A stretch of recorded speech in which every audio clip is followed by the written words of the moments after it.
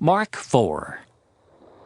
And he began again to teach by the seaside, and there was gathered unto him a great multitude, so that he entered into a ship, and sat in the sea, and the whole multitude was by the sea on the land.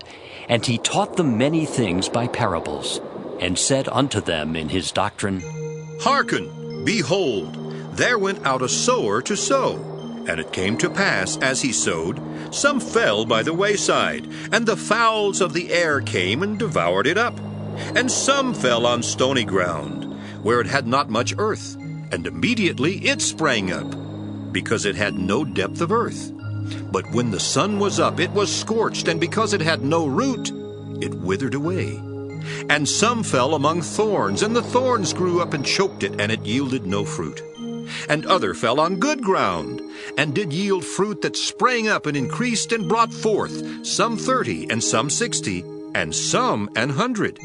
And he said unto them, He that hath ears to hear, let him hear. And when he was alone, they that were about him with the 12 asked of him the parable. And he said unto them, Unto you it is given to know the mystery of the kingdom of God, but unto them that are without, all these things are done in parables, that seeing they may see and not perceive, and hearing they may hear and not understand, lest at any time they should be converted, and their sins should be forgiven them. And he said unto them, Know ye not this parable? And how then will ye know all parables? The sower soweth the word. And these are they by the wayside, where the word is sown.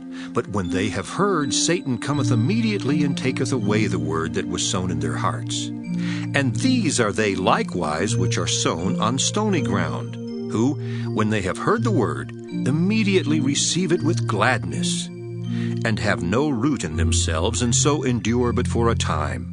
Afterward, when affliction or persecution ariseth for the word's sake, immediately they are offended.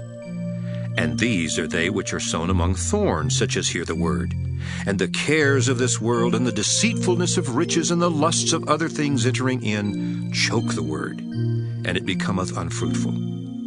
And these are they which are sown on good ground, such as hear the word, and receive it, and bring forth fruit, some 30-fold, some 60, and some 100. And he said unto them, Is a candle brought to be put under a bushel or under a bed, and not to set on a candlestick? For there is nothing hid which shall not be manifested, neither was anything kept secret, but that it should come abroad. If any man have ears to hear, let him hear. And he said unto them, Take heed what ye hear. With what measure ye mete, it shall be measured to you, and unto you that hear shall more be given. For he that hath, to him shall be given, and he that hath not, from him shall be taken, even that which he hath. And he said, So is the kingdom of God, as if a man should cast seed into the ground, and should sleep and rise night and day, and the seed should spring and grow up, he knoweth not how. For the earth bringeth forth fruit of herself, first the blade, then the ear, after that the full corn in the ear. But when the fruit is brought forth, immediately he putteth in the sickle, because the harvest is come. And he said, Whereunto shall we liken the kingdom of God?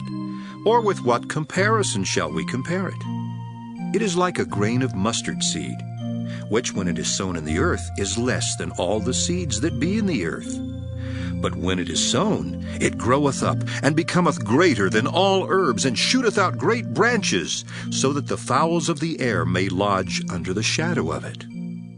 And with many such parables spake he the word unto them, as they were able to hear it. But without a parable spake he not unto them, and when they were alone he expounded all things to his disciples. And the same day, when the even was come, he saith unto them, Let us pass over unto the other side.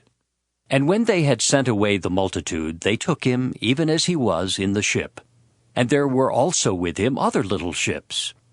And there arose a great storm of wind, and the waves beat into the ship, so that it was now full.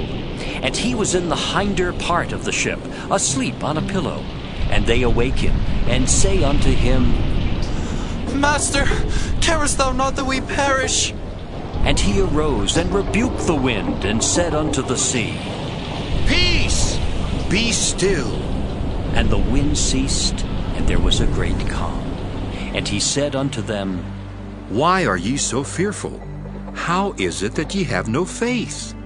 And they feared exceedingly, and said one to another, What manner of man is this, that even the wind and the sea obey him?